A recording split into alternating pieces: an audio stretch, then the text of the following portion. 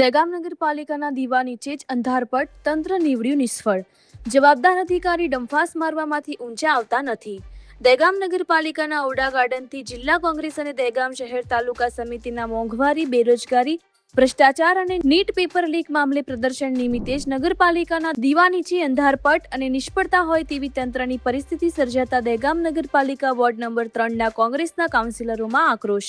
દહેગામના નગરજનો અને વિપક્ષ સદસ્યોએ ઔડા ગાર્ડનમાં સરેઆમ પાલિકાના જવાબદાર અધિકારીની કામગીરી ઉપર ઉગ્ર સવાલ ઉઠાવ્યા છે કે દહેગામ નગરપાલિકાના ગાર્ડનમાં જવાબદાર અધિકારી ફરજ નિભાવવા માટે નિષ્ફળ નીકળ્યા હોય તેવી પરિસ્થિતિ જિલ્લા કોંગ્રેસના હોદ્દેદારો સમક્ષ જણાઈ આવતા પાલિકાના જવાબદાર અધિકારી સામે જિલ્લા કક્ષા કાર્યવાહી કરવા જહેમત ઉઠાવી છે.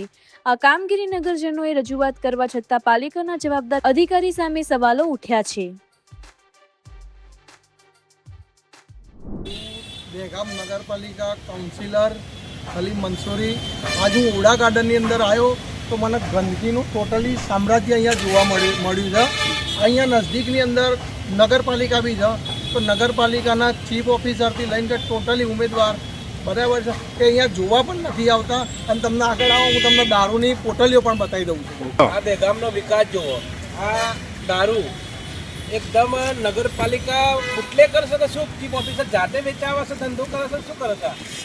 ચીફ ઓફિસરને કે ભાઈ કારા કામ કરવાનું બંધ કરો, તો જનતાનું કામ કરો. તે દહેગામની અંદર દેખાશે. તમે કેટલા વર્ષ દહેગામની અંદર પદ ઉપર છો, પણ આ તમારું ઓડા ગાર્ડનની અંદર એકદમ નજીકમાં બગલમાં આવેલું તમારું ઓડા ગાર્ડનની અંદર એકદમ ભંગાર સ્થિતિમાં છે. અંદર જોઈ લો. અમને પણ અંદર અહીંયા આવતા શરમ લાગે છે ઘરે આવતા. તમે આ કચરાનો ભંડાર તમે જોઈ શકો છો. નગરપાલિકાની અંદર નગરપાલિકાનો નથી કે ભાઈ અમે સાફ સફાઈ નગરપાલિકાનો વેપાર લાગે છે. મફતનો પગાર લેતા શીખ્યા છે નગરપાલિકાના ટોટલી કર્મચારી. આ જુઓ તો નગરપાલિકા ઓડા ગાર્ડનની અંદર આવેલ છે અને આ તમે એની પરિસ્થિતિ જોઈ શકો છો. તમે છેક સુધી ગંદકી છે. આખું ઓડા ગાર્ડન ગંદકીની અંદર સામેલ છે. તો હું એક જ રિક્વેસ્ટ કરીશ કે આના તરત સાફ સફાઈ કરાવો. સાફ સફાઈ કરાવો. દહેગામ બજારની અંદર ફૂટપાથની ઉપર જે મૂકવા બધું આવે છે પબ્લિકની અંદર હેડવા માટે રાખેલી ફૂટપાથ, ચીફ ઓફિસરને વિનંતી સાથે અમે કહીએ છીએ આ તમામે દબાણ દૂર કરો, રોડ રસ્તા ખુલ્લા કરો. સ્કૂલો ચાલુ થઈ ગઈ છે. પબ્લિક નિહારીયા બચારા આવતા એકલા ટ્રાફિકની અંદર હેરાન થાય છે. એમને તો ગાડીમાં આવું છે, ઓફિસમાં એસીમાં બેસી રહેવું છે, બરાબર. એમને કોઈ જવાબદારી જ નહીં. કોઈનું છોકરું એક્સિડન્ટ થશે એની જવાબદારી કોણ લેશે? એ અંદર આ ગાડીઓ બધી પાર્ક થઈ ગઈ છે.